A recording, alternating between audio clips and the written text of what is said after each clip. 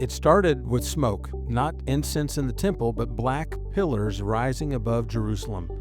The revolt was over, the city was silent, the temple, once the center of God's covenant, was ash. Roman banners flew where priests once walked, blood soaked the stones where psalms had been sung. And for Jewish Christians, it wasn't just national loss, it was personal. The house of worship that shaped their entire spiritual world was gone. Their identity as Jews who followed Jesus was under fire, rejected by synagogue leaders, misunderstood by Gentile believers, and hunted by Rome. But in a city far to the north, another kind of fire was lit. A Jewish follower of Jesus, educated, deliberate, and grieving, picked up his pen. He wasn't trying to start a movement. He was trying to keep the faith from unraveling. The result was a gospel, not just a retelling of Jesus' life, but a carefully woven tapestry of fulfillment and hope, a bridge between the law and the cross, a declaration that God's promises had not failed, they had been fulfilled in a Messiah many were beginning to doubt. It wasn't written in triumph, it was written in trauma, not from comfort but crisis, because when everything that once held you together comes crashing down, you need a word that doesn't. From the That's Jesus channel, welcome to Coach, where we trace church origins and church history. I'm Bob Balch, and on Mondays, we stay between 0 and 500 AD. Today, we open the scroll of a gospel born in the shadows of collapse. Let's go back to the year 70 AD. Jerusalem had fallen. The temple, the symbol of God's presence among his people, had been reduced to rubble by Roman fire and siege. Priests are scattered. Families are enslaved. The heart of Jewish worship is gone. And in the aftermath, Jewish Christians are left to ask, what now? Their loyalty to Jesus already made them targets. With the temple gone, many were driven from synagogues, their world was crumbling, and their identity, both as Jews and as believers in the Messiah, it was under threat. And that's when one of them picked up a pen. Tradition tells us his name was Matthew, a former tax collector, a Jewish disciple of Jesus, living in Antioch, a city north of Israel where the church had taken root. Matthew began writing a gospel not just to tell the story of Jesus, but to anchor a community in crisis. This wasn't theology for scholars, it was survival for believers.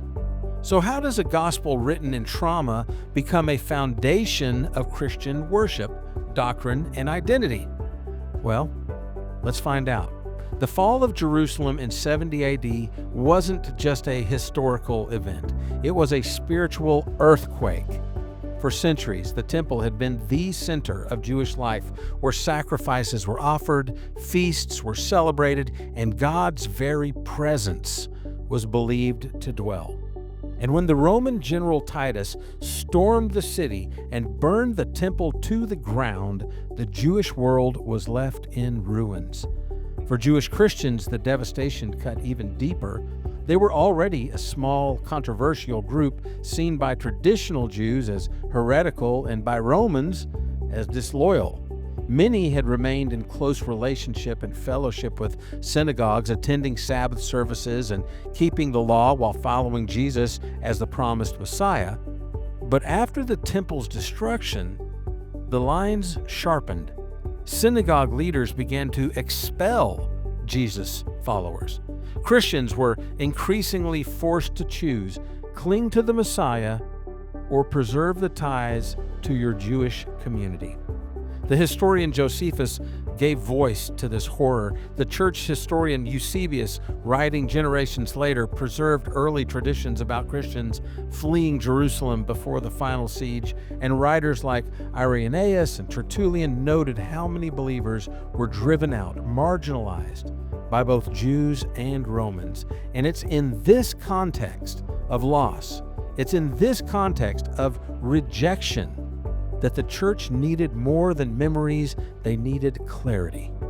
And that's what makes the Gospel of Matthew so powerful. Tradition holds that it was written in Antioch, a city in Syria where Jewish and Gentile Christians lived side by side. Now, Antioch was vibrant, multicultural, and had been a stronghold of the early church since the days of Paul and Barnabas. It was here, according to Acts 11:26, that believers were first called Christians. Now, Matthew's gospel doesn't appear out of nowhere. Scholars believe it was shaped by earlier sources, most notably by the Gospel of Mark, which offered a very fast-paced and urgent account of Jesus' ministry. But Matthew, well, he didn't just want speed, he wanted structure. His gospel reads like a teacher's guide for confused and hurting believers. It's organized, it's deliberate, and it is full of references to Hebrew prophecy. Nearly every chapter echoes a verse from the Old Testament. Matthew quotes Isaiah, Micah, Psalms, Deuteronomy, not as a commentary, but as proof. He is not inventing something new. He is showing that everything about Jesus was part of God's plan from the beginning. And for Jewish Christians who had just lost their temple, Matthew was offering something better, a Messiah who was greater than the temple, a covenant that could not be burned. This was not just good news, it was ancient, promised news that had been fulfilled. In the bustling streets of Antioch, the scent of spice markets mingled with the echoes of street preachers and the tension of imperial patrols. It was a place of commerce and culture and conflict. And in this setting, the Gospel of Matthew begins to circulate. The scribe who compiled it, maybe Matthew himself or his close disciples, they weren't writing in safety. Christians were increasingly viewed as a threat, both by synagogue leaders and Roman officials. So the risk of betrayal was real, but the risk of silence was even greater. So the writing began, and from the very first lines, the gospel declared something bold. Jesus, the Messiah, the son of David, the son of Abraham. Now that's not just a genealogy, it is a theological statement. Matthew was rooting Jesus in Jewish history, legally, prophetically, and covenantally. For believers whose ties to Jewish worship were severed, this was a map back to purpose. The gospel unfolds not as a biography, but as a catechism. 5 major discourses, beginning with the Sermon on the Mount, structure this book. It echoes the 5 books of Moses. Scholars and early church leaders alike noted the deliberate symmetry. This was Torah for followers of Jesus. Matthew alone includes key teachings that shaped the early church. Only Matthew gives us the Beatitudes in full, the Great Commission with Trinitarian clarity, and the parable of the sheep and goats, a call to live righteously in the face of judgment. These weren't just theological lectures, these are lifelines. In Antioch's house churches, these teachings were read aloud, discussed, and memorized. Believers didn't have access to full scrolls or theological libraries. They had what was written and what could be remembered. Matthew's gospel was ideal. It was richly Jewish, but deeply practical and structured for oral transmission. Persecution was no longer a distant threat. Roman governors were watching. Accusations of atheism and sedition followed believers who refused to sacrifice to the emperor. Yet in these fragile gatherings, the Gospel of Matthew gave them confidence. Not political confidence, prophetic confidence. The Messiah had foretold this. In Matthew 10, Jesus warned that persecution would come. In Matthew 24, he described the destruction of the temple with chilling accuracy. These weren't setbacks, they were signs. And through it all, Matthew portrayed Jesus not as a failed reformer, but as the reigning king. Even in his suffering, he fulfilled Scripture. Even in his silence, he was Lord. His words echoed across Antioch, and they reminded every hearer, quote, "Lo, I am with you always, even to the end of the age." For a people pushed to the edge, that promise was everything. This wasn't a gospel for easy times. It was forged in crisis, and it carried the church through that crisis. There's a reason Matthew's gospel became the most quoted book in the early church. It wasn't flashy, it wasn't radical, it was firm. When identity was fragile, it gave definition. When fear spread, it offered order. When heresies emerged, like the Ebionites who denied that Jesus was divine, Matthew responded with precision. From the virgin birth in chapter 1 to the divine authority of Jesus' final commission, this gospel left no doubt.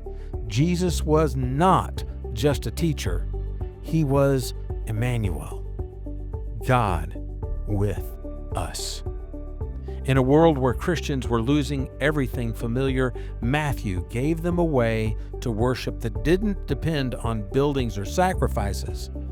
The Sermon on the Mount became their new Sinai. The 5 discourses became their Torah, and the parables, like treasure in the field, taught them how to live when everything else was being taken away. What mattered wasn't how the world saw them. It was how God had always seen them. And that message still speaks. Modern believers may not be facing Roman swords, but we know the feeling of collapse. Culture shifts, institutions crumble, certainties fade, and in that trembling space we ask, what still holds?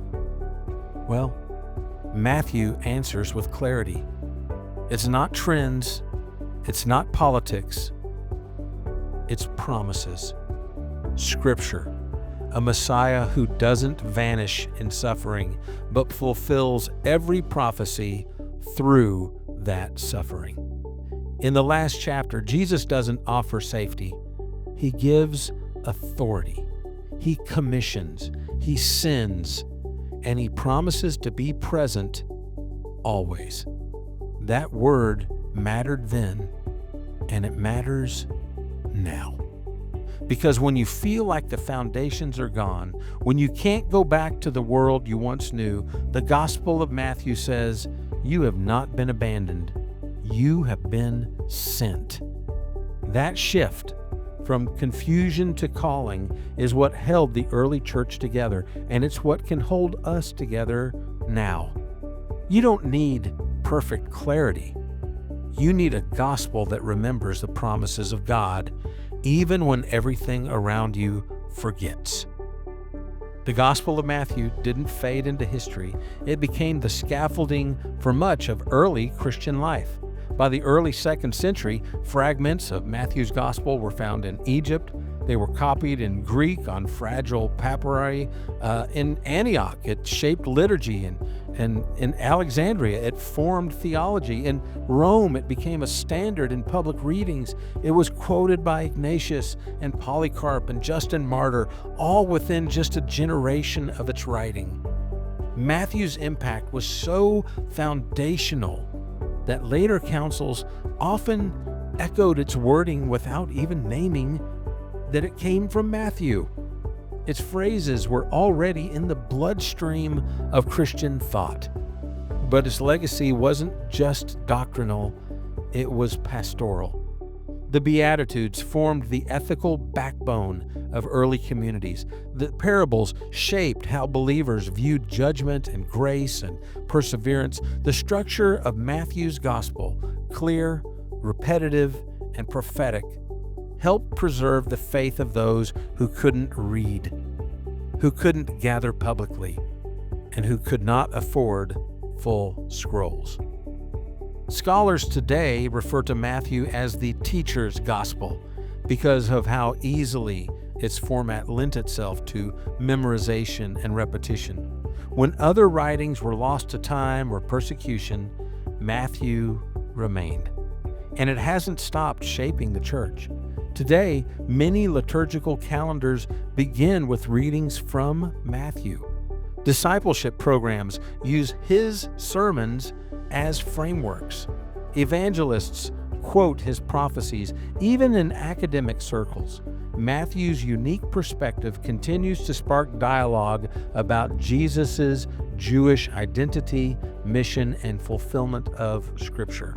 But perhaps Matthew's greatest relevance lies in its origin. It was written in a time of confusion, rejection, and fear. And yet it did not retreat. It clarified. It didn't lash out. It taught. It didn't reinvent. It remembered. That is the power of Matthew's gospel. And in every age, when the church feels shaken, when people feel displaced or forgotten, Matthew speaks not with flash, but with faithfulness. And that may be exactly what we need again. What do you do when the center falls out? That's the question Jewish Christians were asking in 70 AD. Their temple was gone. Their place in the synagogue was erased. Their world had collapsed. And Matthew's gospel answered, not with a revolution, but with a revelation. It showed that even when the visible structures crumble, God's promises hold true. The Messiah had come. The Word was alive. And the kingdom was still advancing, one disciple at a time. Maybe your temple hasn't burned, but maybe something else has fallen. Maybe you felt the sting of rejection, the weight of uncertainty, or the ache of silence when you expected answers. Matthew reminds us that Jesus is not just the fulfillment of prophecy. He's the anchor when everything else gives way. If this story of Matthew's gospel challenged you or encouraged you, would you consider sharing this episode with a friend? You never know who might need to hear it, and it would really be appreciated if you went above and beyond by leaving a review on your podcast app. And don't forget, you can always follow Coach for more episodes every week. Make sure you check out the show notes for sources used in the creation of this episode. And if you look closely, you're probably going to find some of those notes have contrary opinions to what I talked about. And there's some Amazon links in there too, so you can get those books in your own library while giving me a bit of a kickback. You never know what we'll cover next on Coach. Every episode dives into a different corner of church history, but on Mondays, we stay between 0 and 500 AD. And if you'd rather watch me tell these stories instead of just listening to them, you can always find this episode and every Coach video on YouTube at the That's Jesus channel. Thanks for listening to Coach, Church Origins and Church History. I'm Bob Balch with the That's Jesus channel. Have a great day and be blessed.